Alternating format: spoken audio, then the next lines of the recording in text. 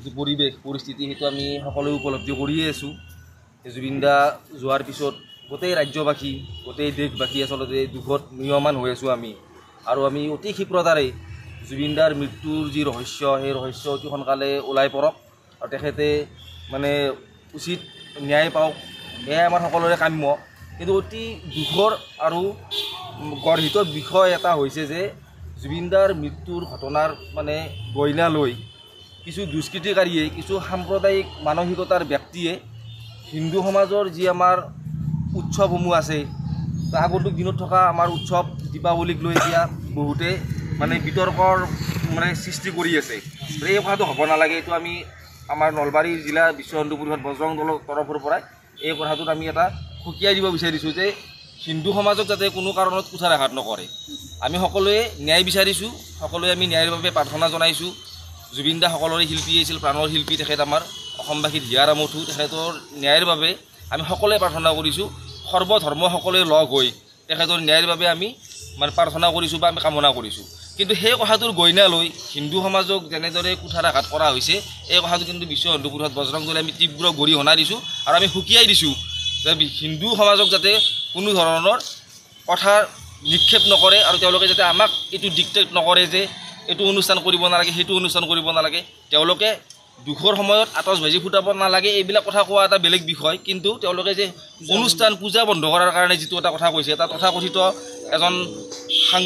তথাকথিত এজন ইউটিউবাৰ ৰুবুল আহমেদ, তেখেতে আমি এটা সামাজিক মাধ্যমত এটা পালোঁ যে তেখেতে দীপাৱলী আৰু ৰাস মহোৎসৱ তেখেতে বাতিল কৰাৰ কথা কৈছে এই ন্যায় নোপোৱালৈ। এইটো অতি দুৰ্ভাগ্যজনক কথা। আমাৰ হিন্দু সমাজৰ পৰাতো আমি কেতিয়াও অইন ধৰ্মক আমি টাৰ্গেট কৰি আমি কথা নকওঁ। আমি কৈছোঁ জানো যে জুবিন দাই ন্যায় নোপোৱালৈ স্পীকাৰ বন্ধ হ'ব লাগে, গো হত্যা বন্ধ হ'ব লাগে, গো মাংস ভক্ষণ কৰা বন্ধ কৰিব লাগে। আমি এইবিলাক কথা কৈছোঁ জানো? এইখিনি আমাৰ সংস্কাৰ আছে। কিন্তু আমাৰ যিসকল বিধৰ্মী আছে তেওঁলোকে আমাক যেনেদৰে টাৰ্গেট কৰে, এই টাৰ্গেট কৰা কথাটো আমি আচলতে গৰিহণা দিছোঁ আৰু আমি তেওঁলোকক পুনৰবাৰ সকীয়াই দিছোঁ নলবাৰীৰ পৰা, যাতে তেওঁলোকে এই কাৰ্যৰ পৰা বিৰত থাকে। আমি সদ্যহতে এই ইউটিউবাৰ তথাকথিত আজি ইউটিউবাৰ সাম্প্ৰদায়িক ইউটিউবাৰ বুলিয়েই তেখেতক আমি জানো, ৰুবুল আহমেদ, তেখেতৰ ওপৰত আমি এজাহাৰ দাখিল কৰিলোঁ। আৰু তেখেতে এজাহাৰটো দাখিল কৰিব আহোঁতে আমি এটা তেখেতৰ ক্লিয়াৰিফিকেশ্যনৰ কিবা এটা ভিডিঅ' আমি ইয়াতে পালোঁ। তো আমি ইয়াৰ পৰা আমি এটা আহ্বান জনাইছোঁ তেখেতলৈ যে তেখেতে অতি সোনকালে তেখেতক যোনে অপপ্ৰচাৰ কৰা বুলি কৈছে সেই মানুহজনৰ ওপৰত আইনী ব্যৱস্থা লৈ তেখেতক শাস্তি প্ৰদান কৰাৰ ব্যৱস্থা এটা কৰিব লাগে। কাৰণ তেখেতে যোৱাকালি আমি যিটো মানে তেখেতৰ এটা প্ৰচাৰ দেখিলোঁ সামাজিক মাধ্যমত, বিভিন্নজনে তেখেতৰ ফটোখনৰ তলত দীপাৱলী আৰু ৰাস মহোৎসৱ বন্ধ হ'ব লাগে বুলি স্পষ্টভাৱে লিখি আছে, তেখেতৰ ফটো সহকাৰে আমি পাই আছোঁ।